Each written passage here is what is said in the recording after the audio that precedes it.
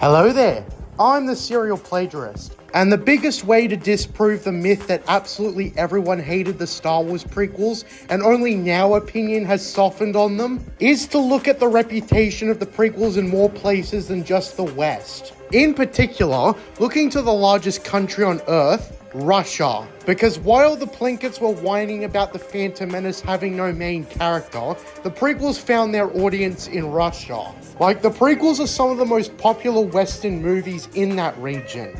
Everything prequel haters despised about the prequels are actually the key highlights in Mother Russia. The tragic story of Anakin's fall from grace and descent into Darth Vader is a timeless classic over there.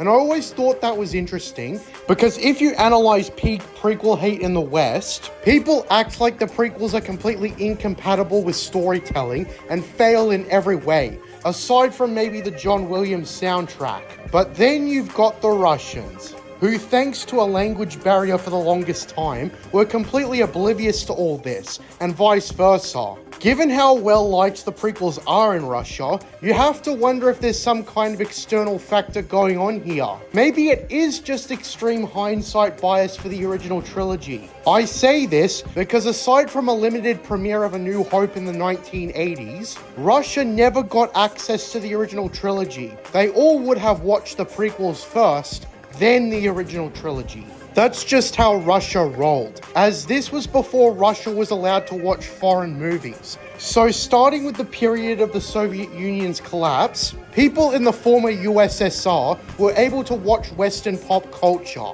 And when The Phantom Menace released in 1999, it and the rest of the prequels became a smash hit in Russia. Now, in particular, I've heard a lot of excuses for why the prequels are revered in Russia. One of which being that the Russian dub of the movies are top-notch, and characters like Anakin have a deeper voice, so it's different than Hayden Christensen, who is a whiny bitch. Okay, I've heard snippets of the Russian dub myself, and I've heard that Russian Anakin has a deeper voice, but I doubt this is the be-all, end-all explanation for why the prequels are loved in Russia.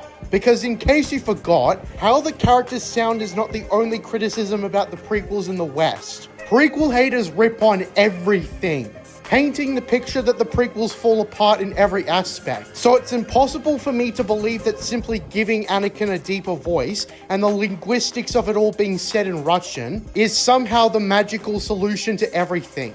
Because guess what? Anakin still has his rant about sand, midichlorians are still a thing, Jar Jar is still a character, and every story-related criticism about the prequels still exists. There's obviously a whole lot more, and you know how stupid they can get. People complaining about the opening of The Phantom Menace being boring and it having flat characters should still apply to the Russian version, because aside from maybe a tad change in the dialogue to fit the pace of the character speaking, dubs don't change the story and how it's presented aside from how the characters sound. So why is this never a criticism in Russia? Are you telling me that the prequels are suddenly awesome with these very minimal changes? Yeah, right. There's obviously something deeper going on here. I doubt it's the dubbing alone that is the magical reason why the prequels are popular in Russia. Because again, prequel haters treat the prequels like they're broken in every way. I have to wonder if the original trilogy being seen second has a lot to do with it. Because after all, George Lucas wanted you to watch the movies in chronological order, and a lot of people refused to do that in the West. But the Russian audience did that no problem. Even then, prequel trilogy criticisms again go far beyond how the characters sound and how the story relates to the original trilogy. That's why you've got morons like Cosmotard Variety Hour making complaints like how Qui-Gon and Obi-Wan went on separate ships when landing on Naboo, which is not only irrelevant, but also has no bearing on the original trilogy. And a million other things. One only needs to watch his dumbass review of the prequel trilogy. I think it's also worth noting too, that the Russians really do not like the sequel trilogy. As the prequels are the most popular branch of Star Wars in Russia, their population really did not get into the whole idea of trying to cheaply remake the original trilogy.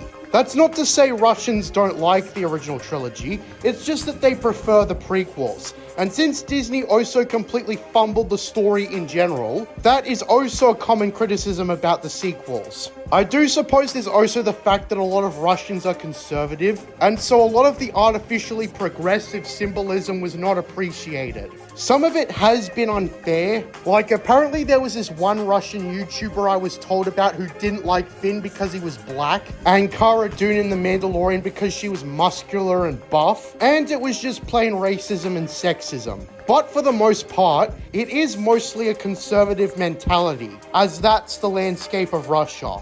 If anyone doesn't like the direction Star Wars is taken under Disney, it's Russia. I think it's easy for the hardened Disney Star Wars people to think that it's very progressive that Disney has a transgender clone trooper, despite how little sense it actually makes, and how artificial it was, and how little it actually does to improve negative perceptions of trans people abroad.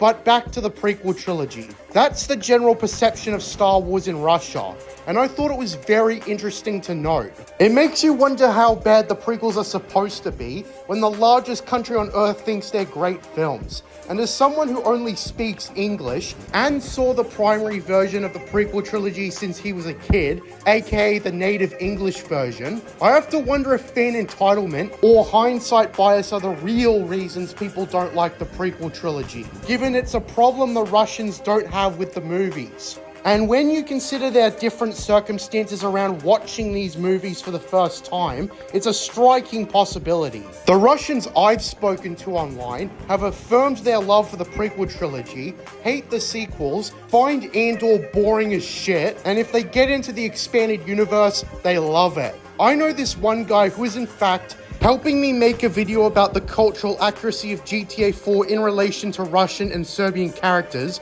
as well as how people from those two countries actually think of the game in relation to its representation of their people. That's a story for another time, but Russia in regards to Star Wars opinions really is a haven for someone like me. I'm JJ Plagiarisms, and until next time, what are stories but mystery boxes? Under the mountain.